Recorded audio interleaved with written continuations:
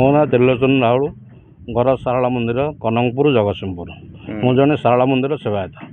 कौन आपनकर अभियोग रही? अभियोग रही मु टेंडर पकईली दीप दुकान मो मो ऊपर आउ जने थला कोटी 43 लाख टंका ताकू दुकान दिगला।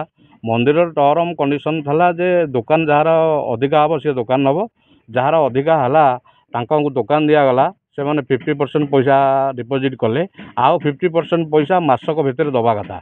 आज की 4 मास पखापाखि होगला से मैंने टंका डिपोजिट करूना कि मंदिर को किसी सहयोग करूना।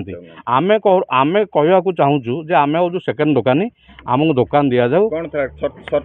शर्तावली था जदि प्रथम पार्टी टंका नदब ताले सेकेंड पार्टी की दुकान दि जाव। सेकेंड पार्टी की मासक भितर दुकान दबा कथा।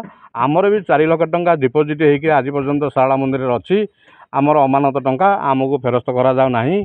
तापरे आम लेखिक दबारू आमको फेरस्त करा जाऊ ना एपर्यंत। आम चाहूँ सारला मंदिर 50% पैसा जो मैंने दीप दुकानी भोग दुकानी रखी आदाय करा जाऊ ना सेकेंड पार्टी की दुकान दि जाऊ ना दुकान तांकर ताला पका जाऊ। आर वर्ष भाया जमी से टंका दे नथिले भोग दुकान ताला पड़ता सेमती ताला पका जाऊ। आमर गोटे दाबी आ जदि न करा जीवो गोटे सप्ताह भितर आम सारला मंदिर आगे अनशन करने को प्रस्तुत अच्छु।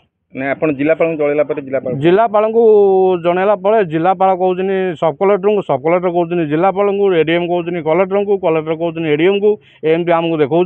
आम 2 मास काल है सब कलेक्टर एडीएम कलेक्टर आउ एडिशनल कमिशनर एसपी राजनेता समस्त आम भेटिक बाबद सारला मंदिर भोग दुकान दीप दुकान बाबद समस्त आम अवगत कर सारी। आ जोर जबरदस्ती दीप दुकान मंदिर आउ 10 टंका दिखाई बिकवा से 20 टंका 50 टंका 100 टंका जोर जबरदस्त यात्री ठार बिकुचनी। भोगर दंडी ना कि ना भोगर किसी ओजन मान कि ठीक ना आपको भी जांच करा जाऊ ना। सारला मंदिर कहीं मुरबी नहांती आर विधिवत तदंत करा सारला मंदिर भोग दुकान दीप दुकान टंका आदाय करा जाऊ ना आम 7 दिन भितर अनशन करने को प्रस्तुत अच्छु। बहुत बहुत